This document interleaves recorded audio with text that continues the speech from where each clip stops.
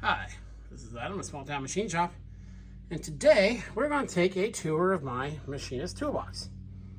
Now it's all grungy and gritty because I do a lot of work in here, a lot of repair work, so I do need to give it the old scrubby, but not today. So we're going to go through and I'm going to show you what I keep in mind. This is most of my tools. I have some other ones floating around or on machines, but you don't have to go out there if you're starting off, feel like you need to buy, everything you see everyone else use. I get by with the bare minimum of tools I need. That's just how I run my business. A couple micrometers and some calipers and stuff will do 95% of your work for you. So let me set you up in the tripod, and we'll go through this top section first, and we'll probably have to readjust, and we'll check out those. So let me get set up and I'll bring you back. Okay, so with that up top, I got miscellaneous precision levels right there for setting up machines, some punches and letter sets, my gauge block set, hole cutters, and just some random stuff, a beater, square. Let me set you down here. We'll go through the drawers. Switch you back a bit. So first drawer is just scribes, edge finders, center finders, a wiggler, auto center punches. I got a bunch of those floating around the shop too. Around. Scales. All kinds of scales, mostly 6 inches smaller. A few of these cheap little calipers, hook ones. Highly recommend you get some hook ones and some skinny ones. That's where I keep all the small ones. Then that's where I keep there's wire gauges, sheet metal gauges, thread pitch gauges, weld fillet gauges, radius gauges, drill gauges, all kinds of feeler gauges, which I buy these because I'm not afraid to cut these and use them as shim stock, and they come in handy for shim stock supplies. So yeah, that's where all that stuff lives. Here we got the little files. There's a big box of these almost like dentist type ones, or rifflers or something they're called. It's a good variety, and I know they're not supposed to be touching, but I don't dig through them and shake them around, they're fine. Plus this only represents probably 10% of the small files I have, so I change them out a lot. Okay. Fishtail gauges for setting up threading. This is one of those taper gauges you put down to a gap to reading, and this is the blade style one that's wider. Center drills. I got a bunch of these. Every lathe has a magnetic cup with a couple of these too. So keep extra, some counter bores, that's what's in there. Abrasive stones, I don't really use these. Some carbide burrs, high-speed steel burrs.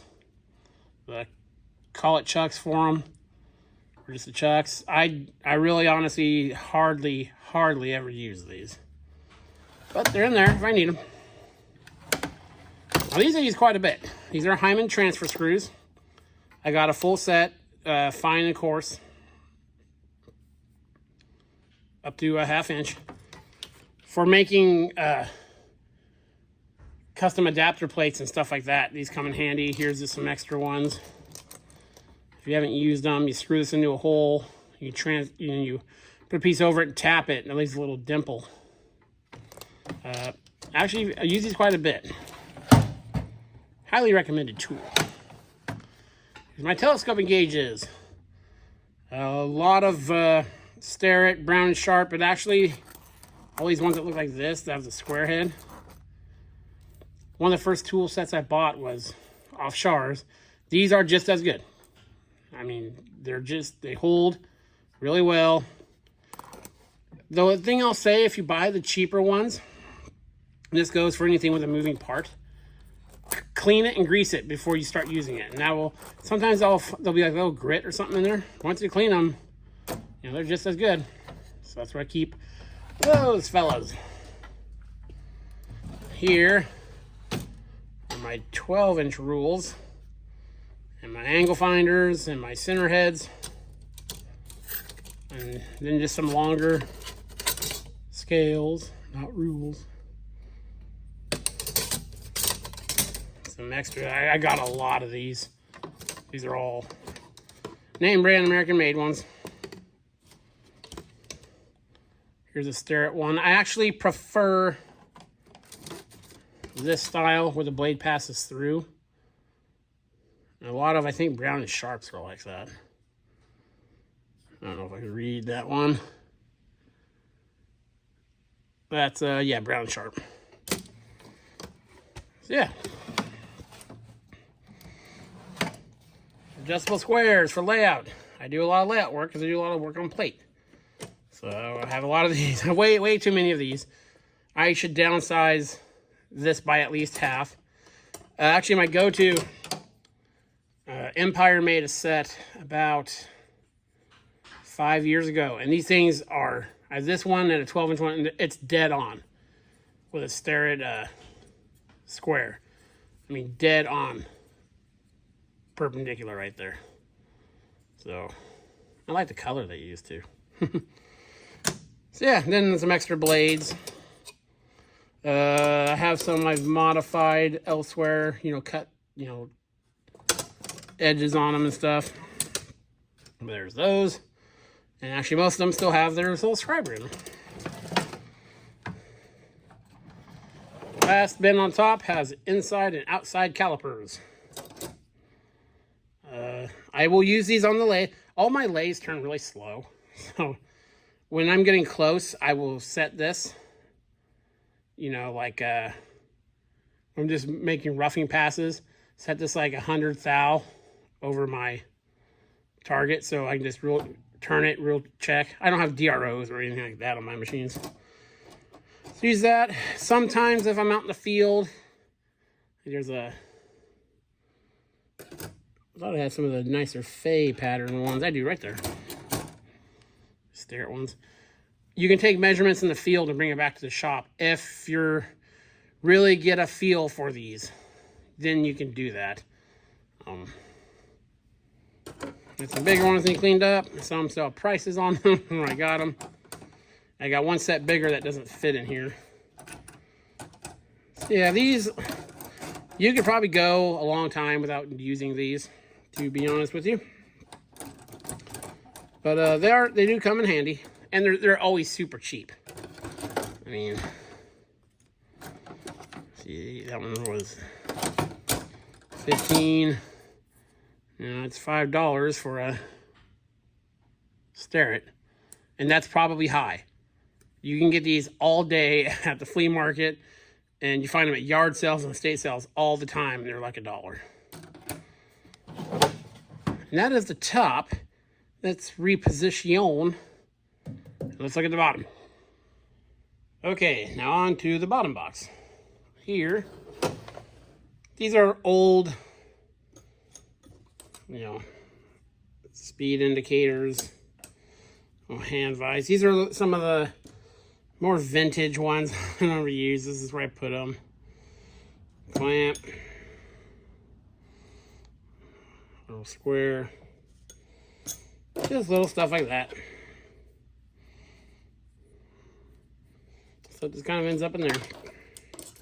That's, you know, it has price tags on it still. Middle. Machinist toolbox, 12th edition. And a little Lufkin drill gauge thing. We're here. Keep drill chucks. Anytime I see an American-made drill chuck or chuck key, I always buy it. This is about half of the chucks I have. I don't know why I buy these. I have done stuff with them before, especially these threaded ones. But the thing is, these two at estate sales and yard sales are like $2. And you really can't have enough chuck keys. I mean, some of these are ancient. But that's where they live. Here's my indicators. I got some other ones in cases down here. These are my quick go-tos. Your typical Shars one. This one, I leave with a nice round button on the bottom. I use almost exclusively for cast iron castings and stuff like that. A good way to average out the surface is to put a big flat thing on there. Little 250 thou micrometer. Various adapters. Some back plunge. Dial test indicator. This one's a combination back plunge and feeler. So kind of unique. That's what I keep in there. And I got a bunch on magnetic bases on all the machines and floating around. Those $20 whatever Shars ones that everyone buys are perfectly fine. I've never had a problem with one where I didn't damage it doing something negligent. They last. Here's the calipers. Mitutoyos are over on a machine. Got some old, really old, that's what he's cleaned up. Caliper. These ones I used to take in the field with me. And, you know, you set it on something and lock it in. Those are very rough stuff, like thicknesses of plate and stuff like that. Some vernier scale ones, Craftsman ones. And I got a couple floating around on machines.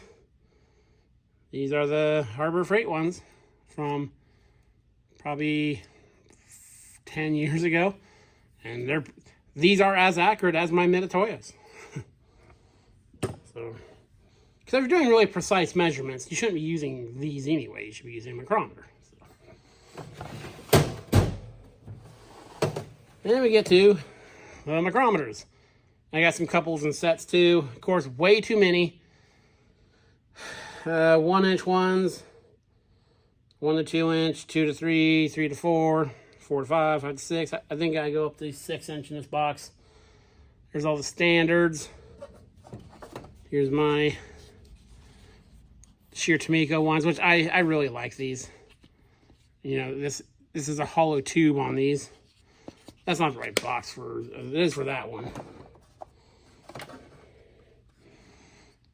Another one, nice Tomiko. A beautiful tool. And all these are American made, except for one. This is one of the first Machinist tools I ever got. And it's made in India. But this thing is spot on. It's actually very well made. So keep that in there. This is the one I'll use. Sometimes when you're doing delicate measurements, I'll clamp this one in the vise. So that's not good practice. So okay. Here are my fancier micrometers. Here's a tubing micrometer. You see it's rounded. And these I got at a yard sale a couple years ago. I think that's what all these ones are. Yeah. These are all, see how much I use this one. They'll have the analog thing on them. We got a complete set up to 5 inches for $20. And they're in this case. Yard sale. This, I got a yard sale for $35. So another set of, it still has the sticker in it. 1 to 3 set. Never, I don't think I've ever been used. And I've got a couple sitting on machines. So that's all that's in here, I believe. Got a few metric micrometers too that I don't think I've ever used. But that's where these ones go. And you got the big boy. This I bought for a specific job. It's a 9 to 10. And it did that job. And then this is goes up to, I forget, I think, well, this is 10. Yeah, this goes up to 12. And it has the standards. It's missing 1 rod for the smaller size, which I don't care about because I only needed the short ones. I got that at an auction for very, very cheap. And then the sides are a little rough. The contact tips are clean. A lot of the standards still have wax on them. You got that very cheaply because it didn't have a lid. That's why no one bid on it. So that's where the large micrometers sit. That's a Starrett. Or brown and sharp, I think. Here's my more specialty tools. Try to zoom you in a bit here without going super wonky. Again, nothing super rare at that same yard, so I got all this okay stuff. Inside micrometer, depth gauge. This is another Japanese made depth gauge.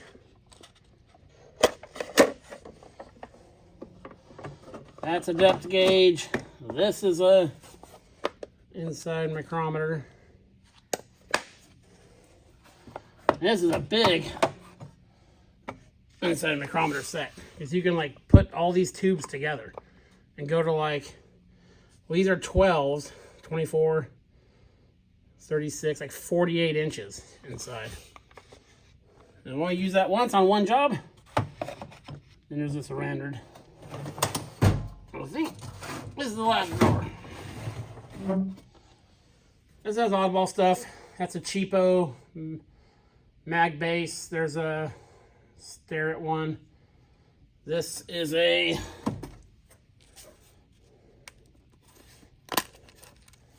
Starrett back plunge indicator set.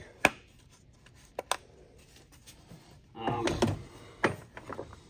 I'm not getting your way, but I've been down there. There's a really old back plunge indicator set. I don't know why I come across so many back plunge indicators, but I do.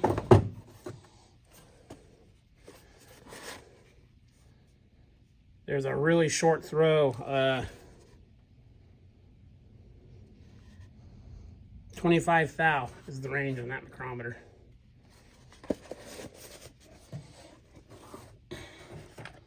This is an extra reed head, I think. Got a couple of these. For a machine I was building at some time, and then I gave up. And this is what I use. This is a Mitutoyo. And I made an adapter to put this in the quill of the Comet milling machine.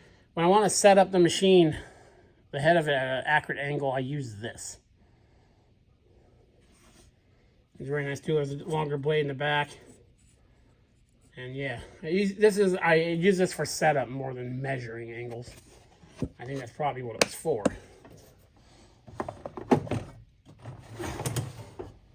So yeah, as you can see, pretty basic stuff. You can get away with some really basic stuff and do a lot of work. I don't have a surface plate in here. I have some height gauges because you find them at estate sales. I don't put like the boring bars and stuff like that in here. They're all by the machines in their own toolbox, which maybe I'll do a tooling toolbox tour It's not really a toolbox. It's kind of everything's by the machine it goes with. But again, don't feel, especially if you're just starting out, you have to run out and buy all this stuff. You can get it. There's a lot of this stuff on the used market for cheap. The place I would spend money is on standards. Get a good standard, then you can adjust almost any micrometer to the standard and you're good to go. A gauge box, that's good for that, for checking the accuracy of your calipers and all that. So, and that's good for testing your feel on a micrometer, is get some gauge blocks and just practice. So yeah, that is my Machinist box tour. This video is probably a little long, so thank you for bearing with me. This is Adam from Small Town Machine Shop. Please comment, like, and subscribe, and thanks for watching.